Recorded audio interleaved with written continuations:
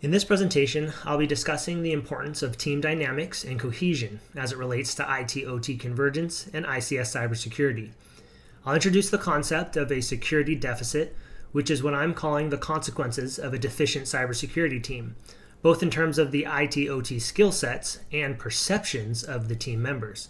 Finally, I'll be providing real-world examples that illustrates these principles. I'd like to start by sharing a bit about myself and my relationship with risk. In my younger days, I was an avid snowboarder. I've also done solo skydiving, cliff diving, and I'm a PADI certified rescue scuba diver. Through these recreational activities, I learned to assess risk as an individual.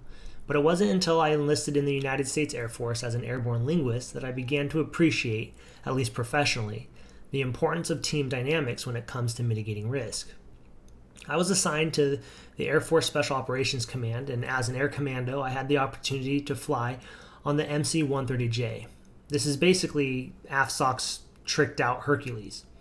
One thing I thought was pretty neat about flying on this particular aircraft was that I had a designated crew position station on the flight deck right behind the pilots and next to the combat system operator that performs navigation duties among others. But since all those positions are filled by officers, it meant that I, a newly qualified crew member and lowly senior airman, was often the only enlisted person on the flight deck. Despite this, if I had a concern, say while we were zigzagging just 500 feet above New Mexico's mountains and valleys, I was encouraged to voice such concerns and had full confidence that they'd be taken seriously. Especially when it comes to safety, every crew member's contributions is acknowledged regardless of rank or experience. Any crew member can say the phrases, "This is stupid," or "knock it off," to initiate an immediate tactical pause in operations to assess a potentially dangerous situation. This is part of what those in aviation refer to as crew resource management. Crew resource management, or CRM, is the effective use of all available resources, including your team, to ensure mission completion and to reduce incidents. While effective resource management may seem like a common sense business practice, it takes on additional meaning when lives are on the line. A common case study used in CRM training is a B-52 crash that happened in 1994. While preparing for an air show, the plane stalled during an attempted left turn at an extremely steep bank angle just a few hundred feet above the ground. Tragically, all 4 crew members on board were killed. The aircraft commander had a history of safety violations and dangerous maneuvers in the B-52. While there are multiple examples of his recklessness, I think the most telling was just a few months before the crash when this pilot was photographed crossing a ridgeline at about 30 feet instead of the minimum of 500. The photography crew that was there took cover in fear, so they didn't capture the second pass in which he repeatedly cleared the ridgeline by only 15 feet after his co-pilot screamed, "Climb, climb, climb," and then pulled back on the yoke himself. Immediately after nearly slamming the plane into the ridgeline, this pilot's reaction to his fellow crew members, who at this point were yelling at him for nearly killing them, was to laugh. He didn't respect his fellow crew members or their concerns regarding safety. In discussing ICS cybersecurity, it is not uncommon to be reminded that lives can be at stake. A common example are deaths that could result in the event of an extended power blackout. However, there may be a tendency among some for this and similar examples to be used to paint cybersecurity control measures, particularly those that address integrity or confidentiality, as a distraction or even an obstacle to system availability, thereby justifying greater cybersecurity risks. The Triton malware used to attack a petrochemical plant in Saudi Arabia in 2017 should serve as a wake-up call of the direct relationship between safety and cybersecurity. You may recall that the malware targeted the plant's safety instrumented systems, which is the last line of defense against life-threatening disasters. Thus, Dragos designated this threat group as easily the most dangerous threat activity publicly known because of their efforts to intentionally compromise and disrupt safety instrumented systems. The intent of this presentation is to consider how our ICS team perspectives, composition, and cooperation is affecting ICS cybersecurity and how it can be more effectively managed.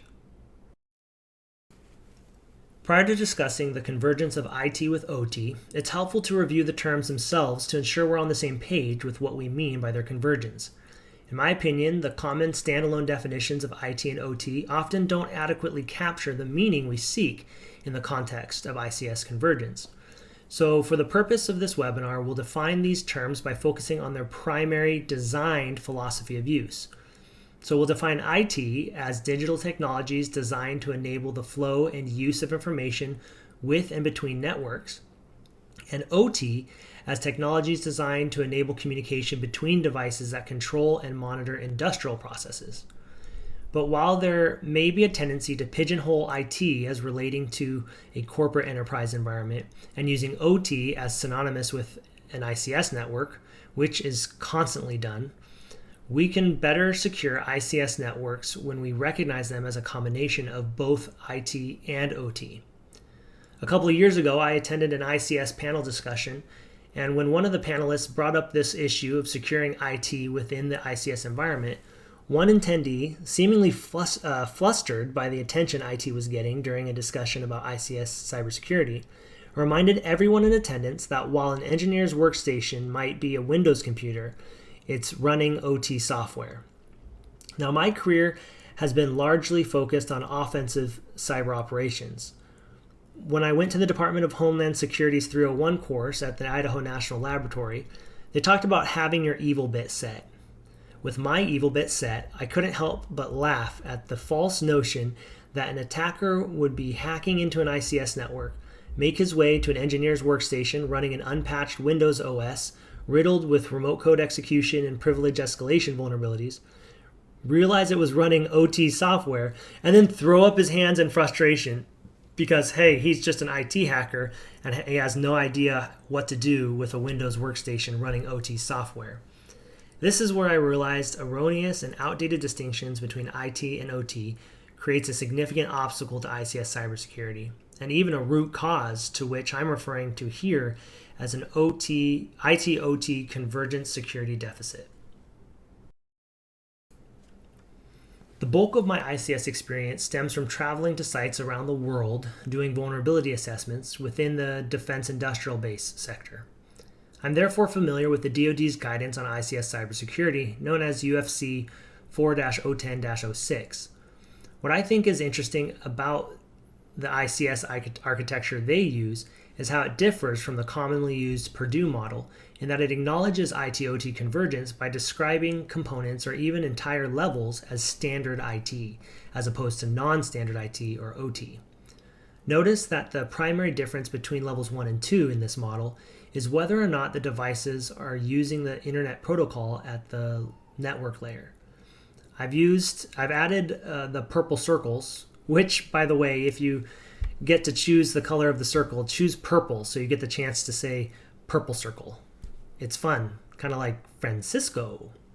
Anyways, the purple circles illustrate the control system components that the DoD guidance identifies as standard IT, which you'll notice is over half of the architecture model. And I propose the remaining uncircled IP-enabled components in level 2 and the IP-enabled field devices directly connected to them in level 0 are prime targets for future IT-OT convergence. The DoD guidance states that the security of standard IT components within an ICS network are largely addressed using standard cybersecurity practices, such as those found in NIST 800-53 or ISO 27001. Of course, this isn't to say that standard IT countermeasures will always be appropriate in an ICS environment, but it does stress the importance of those most experienced with traditional IT cybersecurity control measures to work closely and cooperatively with those most familiar with OT equipment and the industrial processes in order to identify appropriate compensating control measures if needed, or at least to better understand the resulting risk that the standard IT component now adds to the entire network. So what does the 62443 standard series have to say about developing an ICS cybersecurity team that's prepared to secure and defend a blended IT-OT network? 2-1 addresses the establishment of an ICS cybersecurity program. In it, it says that the core team of stakeholders should be cross-functional in nature and bring together skills not typically found in any single person. In the list of roles that should be included on this team, the standard acknowledges convergence by including both IT professionals and, wait a second, where is it?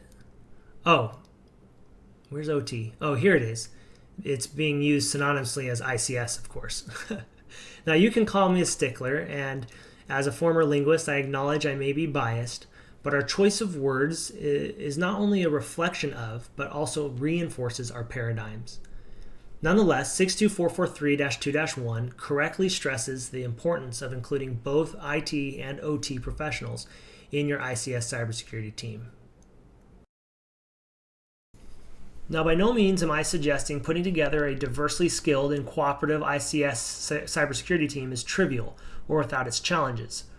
In a cybersecurity workforce study conducted by ISC Squared, they estimated the current worldwide cybersecurity workforce gap to be over 4 million. 65% of surveyed organizations reported a shortage of cybersecurity staff. And it's reasonable to assume that hiring is an even greater challenge for more specialized skill sets, such as ICS cybersecurity. While various studies have suggested solutions such as private and public training initiatives, the workforce gap problem is a bit too large and complex to include in the scope of this presentation. But I'll take the opportunity to mention that there are many options to cross-chain OT folks in IT and vice versa. Examples of courses I believe serve as a great way of introducing ICS concepts to those with IT backgrounds are the Department of Homeland Security's ICS CERT virtual learning portal and ISA's own 62443 certificate program, which I'm excited to start instructing. But there's another concern I've seen come up repeatedly in various settings. This concern is usually brought up in the context of inviting members of the existing corporate enterprise team to help with ICS network security, and it can be simplified as IT will break our stuff. Another way I've heard it phrased is our ICS network is too important and fragile to have IT guys messing with it. I think it's helpful to unmask the implied assumptions underlying this concern. I believe the real concern being voiced here is that the IT folks coming into ICS are incompetent, and that instead of heeding warnings, they'll make unilateral changes to the ICS network. Now, that may seem harsh, but let me elaborate by drawing upon my skydiving experience. Now, most people who go skydiving go tandem, which I did once before I started solo. With tandem, you basically show up, pay the fee, wait for your instructor and plane to be ready. They help you put on your harness, give you a quick explanation of what will happen, and you just enjoy the ride as the instructor pushes you out the plane, pulls the chute, reminds you to smile if you paid for the additional video package, and ensures a smooth landing. With solo, you become much more intimate with your equipment as you're the one responsible for deploying your chute at the correct altitude, the reserve chute, if on the rare chance it's necessary, and steer the pre-planned landing pattern into the designated drop zone. You learn the nitty-gritty about the parachute, the reserve, the automatic activation device which deploys the chute at a predetermined altitude should you become unconscious or otherwise incapable of deploying it yourself. I got to hang out behind the scenes with the instructors and watch them repack parachutes for the next set of solo and tandem jumps. The point of this whole story is this. Do you think I showed up on day 1 or 2 and started packing my own chute? Hell no. In fact, it was so obvious that I wouldn't be packing chutes that I don't even recall it being vocalized. In fact, out of a dozen or more days spent at the jump school, the closest I got was politely asking to shadow and have the packing process explained as they did it. It would obviously take a reckless and incompetent beginner skydiver to think they could immediately start packing chutes. I'm sure you can see the parallel I'm drawing to an IT cyber professional being invited for their first time into an ICS environment. If after seeing millions of dollars worth of diesel generators, PLCs, variable frequency drives, pumps, etc., during their introductory tour, and then sit down at an engineering workstation and use admin privileges to make unsupervised changes to settings, that's not an IT problem. That's just an incompetent employee problem. Any competent IT professional will ensure they understand the unique aspects and challenges of an environment before making changes on a production network. And IT folks aren't the only ones with a learning curve. During one of my ICS vulnerability assessments, we were installing a tap to collect network traffic. Usually I install it, but another team member, one with decades of OT experience, was doing it this time. As installing the tap creates a momentary loss of visibility in the network, doing it correctly and quickly is paramount. I prided myself in doing it in about 3 seconds. However, this OT expert, who I love and respect by the way, unplugged the network cable from the engineer's workstation before he had the other cables ready to go. When he finally got it all connected, network visibility did not return until I stepped in to troubleshoot and realized that the tap was upside down and my team member had crisscrossed the cables. I quickly fixed the mistake and visibility returned. I'm sure he has stories of a mistake I would have made had I been working by myself. But together, my cyber experience and his OT experience made a killer team that prevented mistakes and allowed those that did slip through to quickly be identified and rectified. An ICS cybersecurity team that lacks effective cooperation between both IT and OT professionals creates what I'm referring to as a security deficit. Entertain me for a moment as I elaborate using a macroeconomics analogy. When we speak of deficit, many likely think of government spending. A deficit, of course, is when spending outpaces revenue in a given year. Here we see a graph of U.S. annual deficits and surpluses since 1981. Take note that during the Clinton years, we actually did really well at turning the tide and not only reduced the deficit, but we actually recorded a surplus for 4 straight years. But what's so sinister about a deficit is its cumulative impact in which the problem, or in this case debt, only gets worse and worse. So much so that when we look at this chart of the national debt, that surplus during the Clinton years, once you adjust for inflation, doesn't even make a dent when we're talking about nearly $30 trillion in total debt. Now consider the implications of a security deficit and the accumulation of risk as it pertains to ICS cybersecurity in general, and more specifically, the effect of an ICS cybersecurity team ill-equipped to secure and defend a blended ICS environment. Many have discussed the dynamic nature of cyberspace. New threat groups are identified, and we're constantly observing the development of new and unique attack tools and techniques. A systemic shortfall within a cybersecurity team means countermeasures are not keeping up to the pace of new threats and vulnerabilities, and as a result, cyber risk accumulates. False distinctions between IT and OT, or a cybersecurity team that doesn't comprise both IT and OT professionals that work cooperatively, can cause a security deficit that accumulates cyber risk. In the ICS vulnerability assessments I've done, I can tell you that the vast majority of deficiencies I identified were related to common IT fundamentals. But since I'm not able to disclose specifics, I'll use this black hat presentation from 2018 as a real-world case study. These 2 French security evaluators from Airbus identified 3 zero-day vulnerabilities in Belden's Tofino Xenon ICS firewall. It gets pretty technical, but I'll briefly summarize the 3 vulnerabilities they discovered. Since everything was encrypted, they first had to observe network traffic in Wireshark to reverse engineer the custom discovery protocol used by the firewall. Thus, they were able to extract the default SSH keys and use them to remote into the appliance as root. From this privileged position, they discovered the first of the 3 vulnerabilities, that if an attacker had physical access to the device, they could install malicious firmware from a USB thumb drive.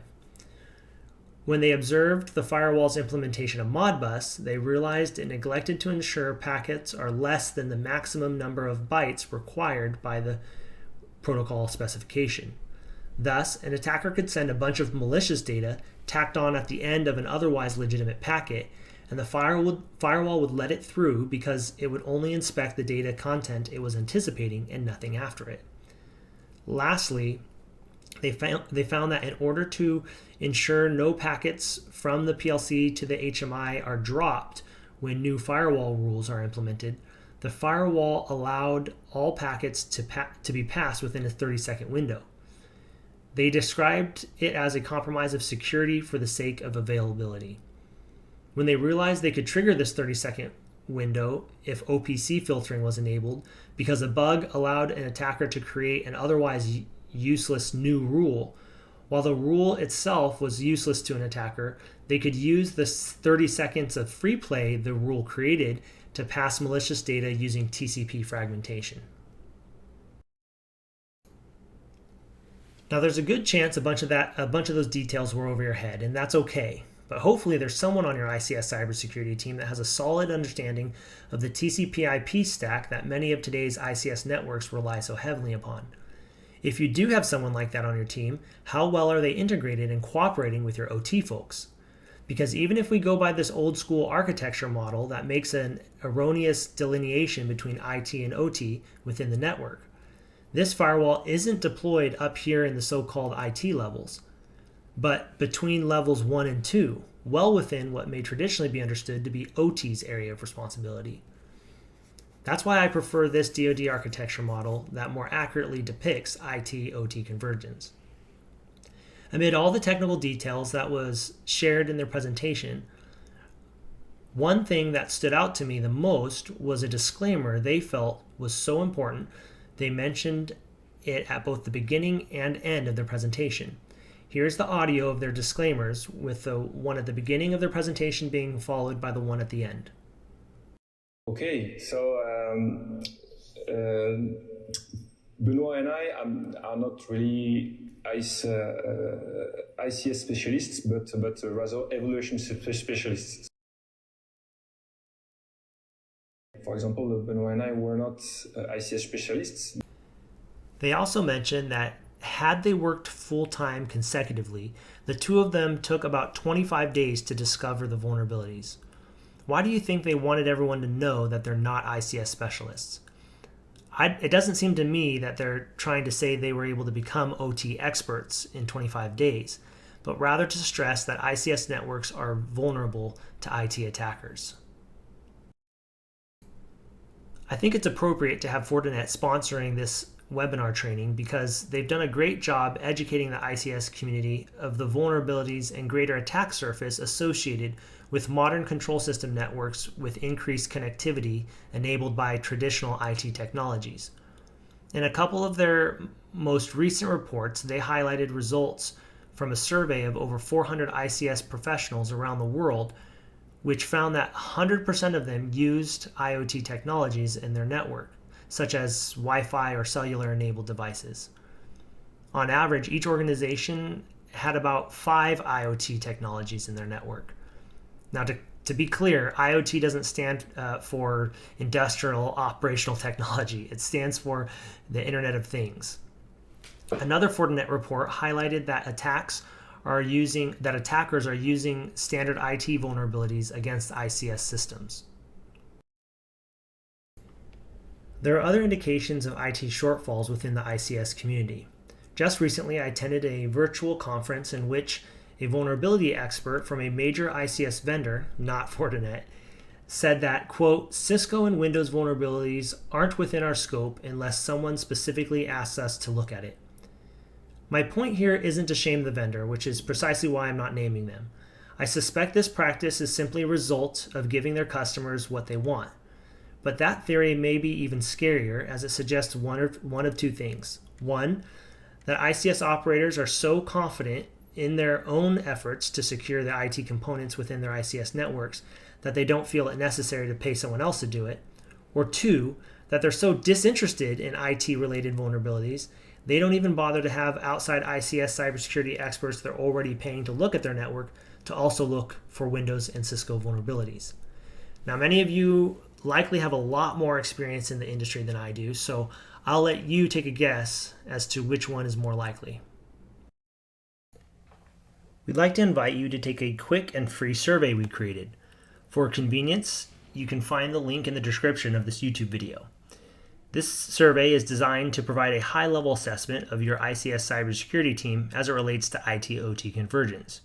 You can use this survey as a simple self-assessment and to help get your brain juices flowing, or you can provide contact information to request a customized scorecard and recommendations based on your survey results. It's my hope that this presentation gave you additional insight into the importance of following 62443-2-1's guidance and establishing an ICS cybersecurity team that has a variety of expertise that is appropriate for today's increasingly IT/OT converged environments. Because as depressing as my national debt analogy might seem, I am an optimist and believe that as ICS cybersecurity teams are reevaluated and appropriate adjustments are made to adapt to the challenges of an increasingly blended environment, any existing security deficit can be rectified and the security posture of our nation's critical infrastructure and your ICS network can be strengthened. Thank you for your attendance, and you're welcome to email me any questions or hit me up on Twitter. Thank you.